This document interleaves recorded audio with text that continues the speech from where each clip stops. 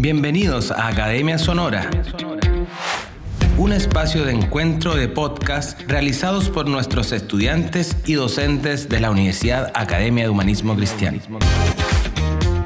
En esta edición presentamos el podcast Código Pop, realizado por docentes de la Escuela de Derecho de la Universidad Academia de Humanismo Cristiano.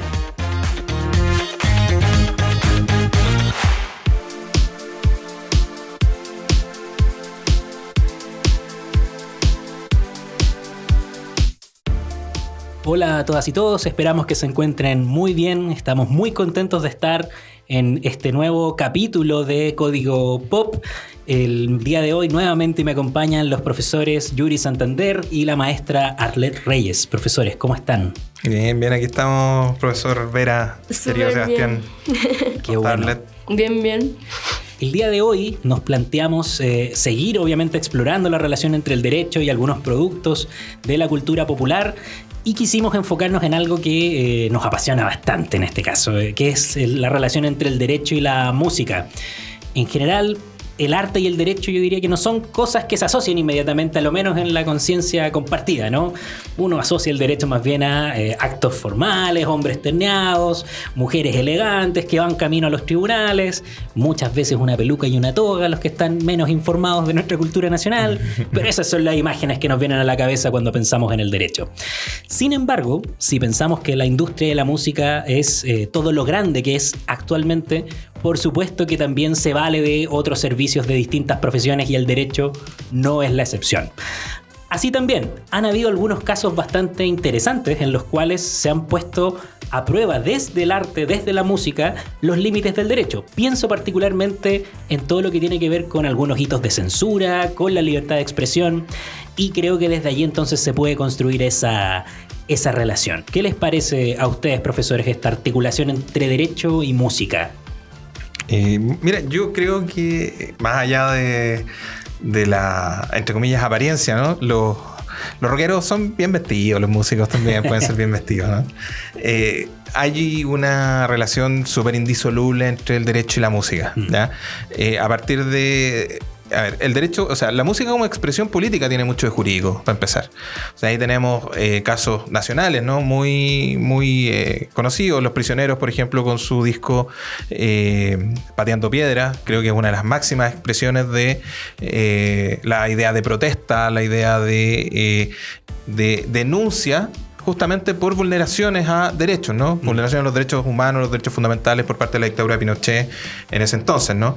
Recordemos que uno de los hitos de, entre comillas, transición a la democracia es un hito musical, que es el gran concierto de Amnesty, ¿cierto? Donde viene Sinead O'Connor, viene New Kids on the Block, está Sting, ¿no? Entonces, Peter Gabriel, creo que estuvo, no recuerdo bien el setlist, pero la forma lírica, la forma de las letras, ¿no? El contenido de las letras, muchas veces en la música, a partir también de música, Chile tuvo un tremendo movimiento llamado La Nueva Canción Chilena, que tenía justamente una forma lírica muy presente, o en su forma lírica tenía muy presente la idea de denuncia y la idea de derechos de los trabajadores, derechos del pueblo, etcétera, ¿no? Víctor Jara, anteriormente o inmediatamente anterior Violeta Parra,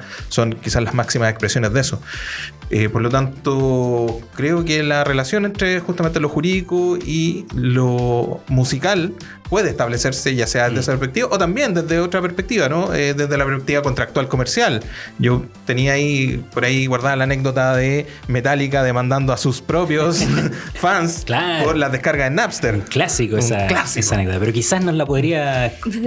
Tengo una referencia que acabo de recordar a propósito de lo que hablaba Yuri, que como en una versión un poco más contemporánea, el 2021 BTS fue a grabar como una canción a Naciones Unidas, a Ginebra, como a la sede central, no sé, la casa matriz.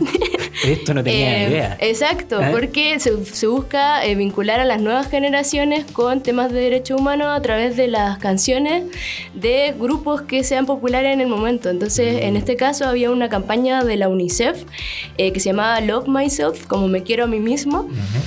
Y que buscó como a referentes en la música para jóvenes menores de 20 años y entonces como que reclutaron a BTS, porque ahora ya BTS está como pasando de moda y ahora los populares son Stray Kids. Exacto. Yo creo que este año caché BTS, en serio. Bueno, sí. El punto es que el 2021 BTS estaba como en su apogeo y Naciones Unidas los reclutaron para que fueran a cantar una canción en la misma onda de lo que hablaba Yuri, como que no me acordaba de eso, pero sí. Y claro, como posicionando estos mensajes de UNICEF y Naciones Unidas como sobre los derechos humanos y derechos humanos de las personas jóvenes, niños, niñas y adolescentes. Buenísimo. Interesante, como que se va adaptando eso Sí, como claro. a los tiempos. Bueno, de hecho hay quienes dicen que el rock ha muerto, que el punk ha muerto, pero creo que más bien esos son comentarios un poco obsoletos, ¿no? Parece ser que esto está en un constante movimiento. Comentario de viejo vinagre, Claro. como decía Sumo, ¿no? Como decía Luca Prodan. Creo que eso no lo escuchó muy bien Metallica, eso sí, en este caso de Sí. Napster que estábamos pensando, ¿no? Sí. Ahí sí, profesor, usted nos pudiera ilustrar qué pasó entre Metallica, Napster y la audiencia.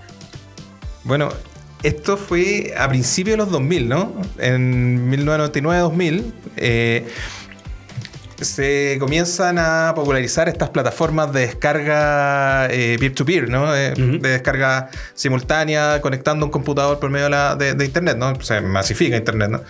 Y se comienzan a compartir archivos, ¿ya? Y una de las mayores empresas, ¿no? Creada también por un par de jóvenes, un par de adolescentes que recién habían dejado la universidad, ¿no? Sean Fanning y Sean Parker, trabajan y construyen Napster. Esta plataforma que permite intercambiar archivos, ¿no es cierto? Imágenes, audio, etcétera, entre los usuarios, y se genera una comunidad de millones y millones de usuarios donde se van pasando unos a otros distintos archivos y entre ellos música.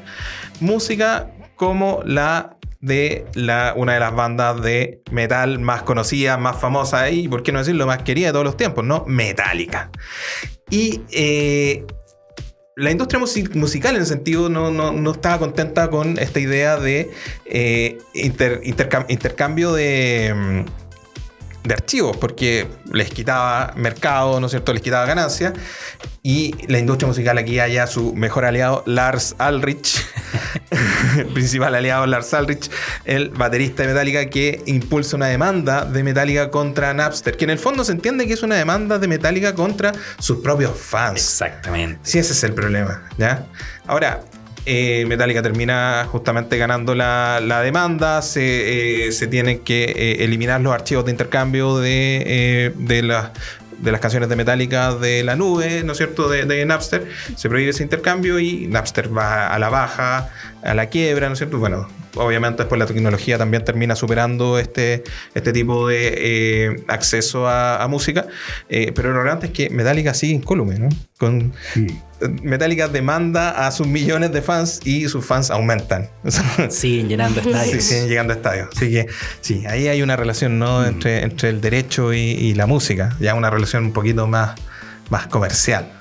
Oigan, y en esta misma línea, yo también, pero ya llevándolo al caso nacional, hay un caso que fue bien bullado en su época, hoy en día ya un poco menos, que tiene que ver entre los fiscales ad hoc y un conflicto con la SCD.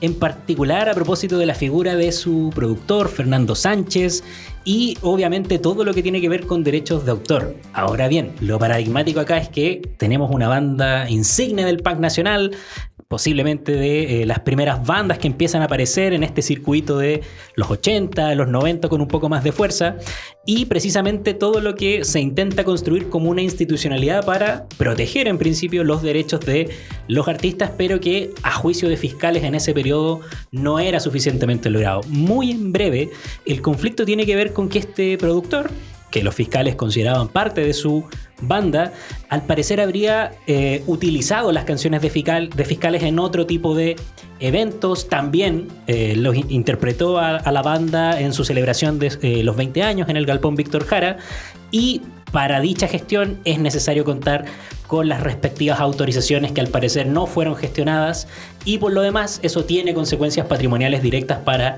la SCD. Indagando un poco allí en los documentos de la causa, noté que esto empezó en unos 400.000 pesos, era lo que reclamaba la SCD.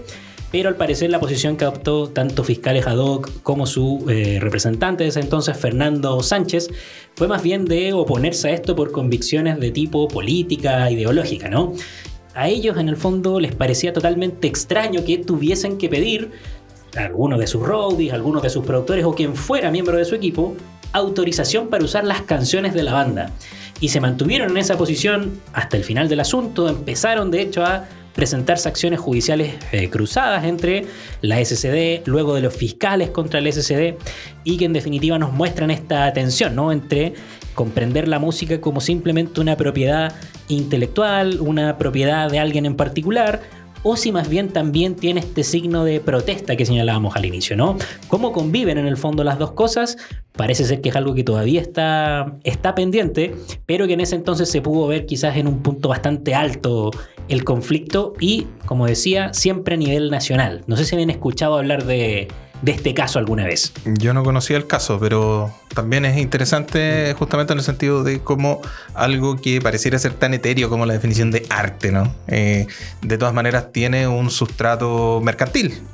Es mercancía de cierta forma, ¿no? Entonces, y eso pareciera que cada vez los artistas, ¿no es cierto?, o quienes producen música debiesen estar siempre más relacionados con los temas comerciales, contractuales y propiedad intelectual.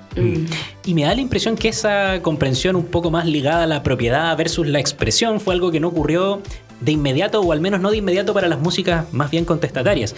Pensemos simplemente en los Sex Pistols, por ahí por los 70, los 80, haciendo apariciones en televisión pública. Y la verdad es que lo hacían portándose pésimo, o sea, no respetaban ninguna de las reglas que les solicitaban. Parece ser que esa era una especie de chiche de las productoras de la época, entonces les gustaba que existieran personas que se comportaban de este modo. Sin perjuicio de eso, los Sex Pistols también lo criticaron en su oportunidad. Parece ser que esa rebeldía se fue envasando, ¿no? Se fue transformando en una suerte de producto y quizás por allí viene esta explicación de cómo se da paso, más que a la libertad de expresión, a precisamente estas formas de entender la música más bien acotada a un elemento de propiedad, a un elemento como objeto. No sé si comparten esa impresión, si lo ven de otro modo. Yo sí comparto la impresión, como de hecho el hecho de llamar los productos culturales ya te habla de una lógica respecto a cómo se entiende la música o el cine u otros como producciones artísticas contemporáneas. Eso, respecto como al tema de cómo relacionar el derecho con esto, también está el ejemplo de que, no sé, de las cosas más pirateadas que existen hoy en día en Chile son como estas chapitas y dibujitos de como grupos de K-pop o de dibujos de anime, por ejemplo. Entonces eso también como que vincula un poco el derecho a estos temas. Y lo otro es que, ¿cómo se llama? Ay, no, ya me olvidé. Pero la idea de vulneración de derechos. Claro. Como sí, como vincular el derecho como con estos temas también desde esta perspectiva como más de derecho doméstico. Mira, yo ahí tengo también, siguiendo la línea que habla la maestra Arlet, esta idea de que el producto cultural, ¿no?, es un producto, por lo tanto es una mercancía, es apropiable, etc. Abre paso también a otro concepto que está muy vinculado con la relación entre música, rock, ¿no es cierto?, en general, y derecho, que es la idea de censura. ¿Por qué alguien podría sentirse con la facultad o la potestad de censurar o de prohibir la difusión o de cierta difusión si no hay una relación jurídico-contractual con ese producto? Si en el fondo no hay una facultad de disposición con el producto, con la canción o con el grupo, con la banda, etc. Hay casos súper notables. Aquí me estaban soplando de la mesa, no nos estaban pidiendo que nos refiriéramos a una banda, pero no vamos a hablar de de Iron Maiden en 2024. Vamos a hablar de Maiden en 1992. Yo sé para dónde censura, pero censura brutal, ¿no? Chile en 1992, ¿no es cierto?, también recién salido de dictadura, se arma, ¿no es cierto?, propuesta para que Iron Maiden también, ¿no es cierto?, la Doncella de Hierro, una de las bandas de metal, otra de las bandas de metal más importantes de la historia, se presente por primera vez en nuestro país, ¿no es cierto? Y hay varios sujetos, entre ellos el cardenal Jorge Medina, desatan toda una guerra comunicacional, acusando satanismo, corrupción de menores y una serie de etcétera, ¿no? En las letras de Maiden. Le impiden, ¿no es cierto? Censuran y impiden a Maiden llegar al país. Y Maiden no se presenta, ¿ya? Entonces, si no hay una relación jurídico-contractual entre el producto cultural, el producto música o el producto banda, es imposible censurarla, es imposible prohibir su difusión. Por lo tanto, tiene que haber una relación jurídica de cierta forma, ¿no? Para poder oponerse a ella. Otros casos de censura un poquito menos, también históricos, pero quizás un poquito menos ligados a nosotros. En los años 70, o en los años a finales de los 60, creo en el 68, The Rolling Stones se presenta en un conocido show, el show de Ed Sullivan, ¿ya? Que es muy conocido. De hecho, y también en la misma relación, el video de Nirvana, In Bloom, se supone que transcurre en el mismo show de Ed Sullivan. Y les obligan a cambiar la letra de su canción Let's Spend the Night Together, pasemos la noche juntos, a Let's Spend Some Time Together, pasemos un rato juntos, ¿ya? Ya una censura ya moralista, ¿no? Pero además no poder, derecho y moral, ¿no? El derecho a censurar por razones de índole moral, política. En protesta, los Rolling Stones entran al camerino y salen vestidos de nazi. Y no sé. Entonces, esa es una, ¿no? Y la otra tiene que ver justamente con los propios Nirvana, cuyo video de la canción Rape Me, Viólame, nuevamente, otra relación ahí con el derecho penal, ¿no? El delito de violación está estructurado en todos los códigos penales del mundo, pero está tipificado en todos los códigos penales del mundo. Pero acá, obviamente, la canción Rape Me del álbum In Utero de Nirvana no es una apología a la violación, sino que todo lo contrario. Nirvana, si hay alguna banda que podría preciarse de ser feminista, es Nirvana. Tuvo un episodio, por ejemplo, en su única visita a Latinoamérica, en Argentina, donde se presentaron previamente con las bandas, no sé si fueron las L7 o las Seven Year Beach, que era una banda compuesta solo de mujeres, las cuales el público argentino pifió, y por lo tanto Kurt Cobain dijo, esto es inconcebible, y salieron a escena, y en ese concierto en Argentina no tocaron absolutamente ninguna de las canciones conocidas. Mira. Tocaron puro lado B, X, etcétera, en venganza con el recibimiento de sus colegas mujeres de estas bandas de fémina.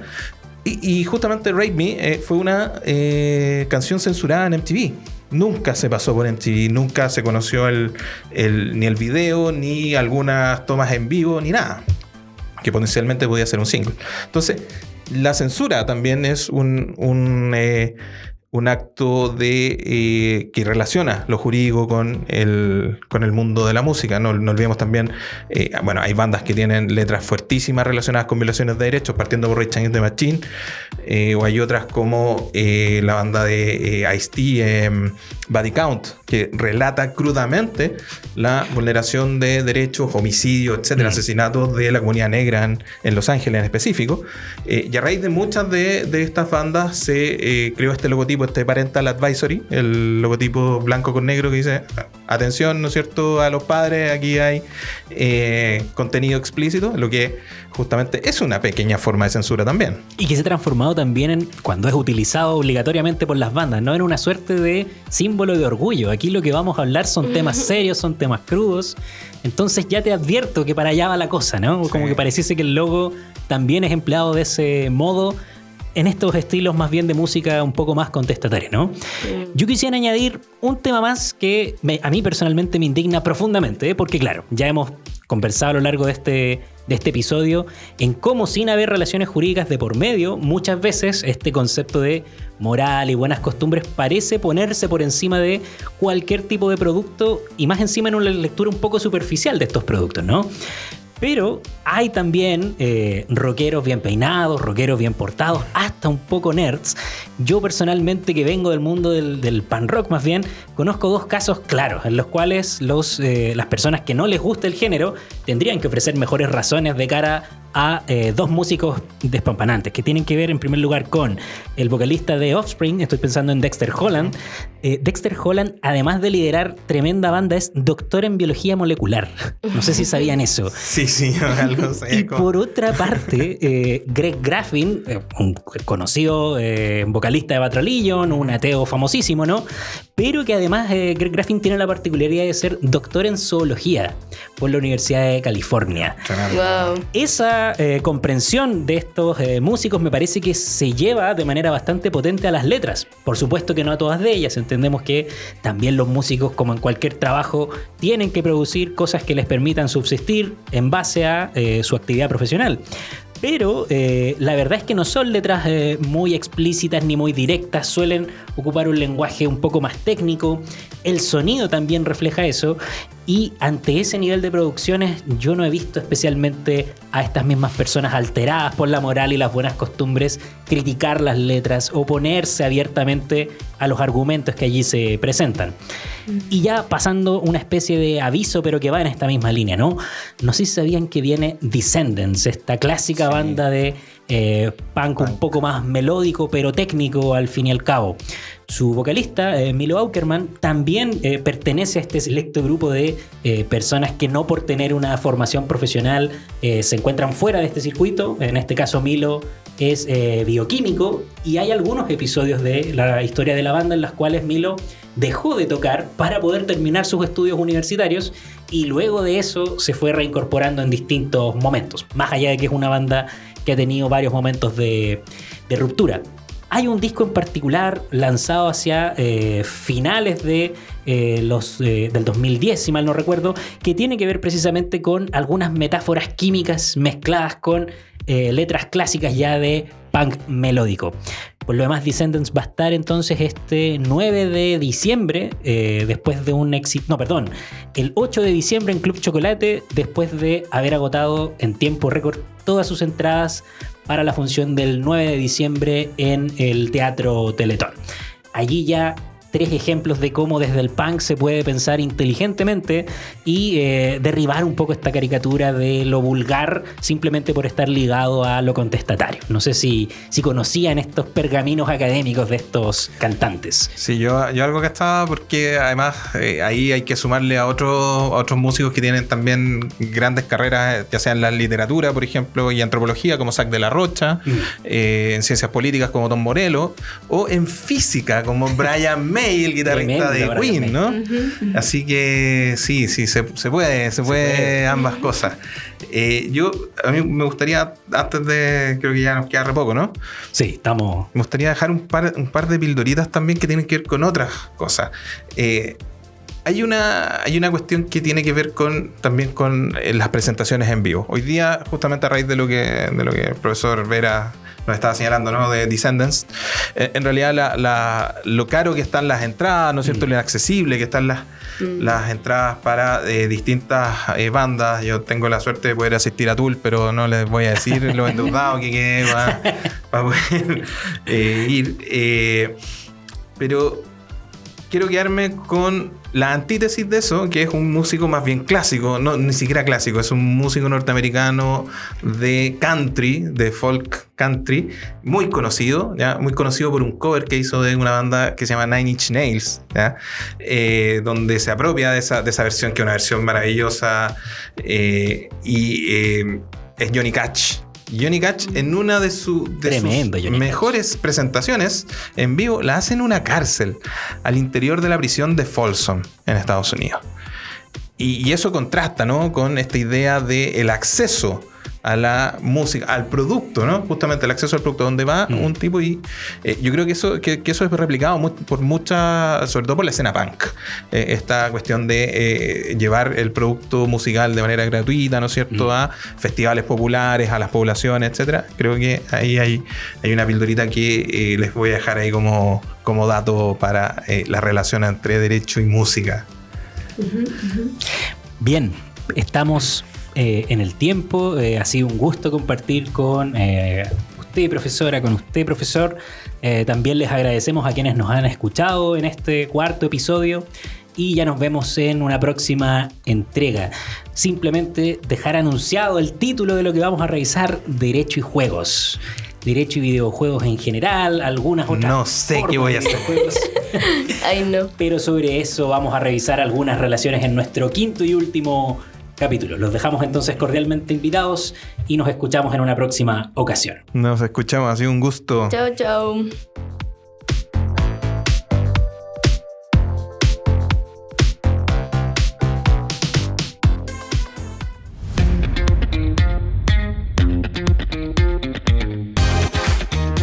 Universidad Academia de Humanismo Cristiano, a través de Academia Sonora, presentó el podcast Código Pop.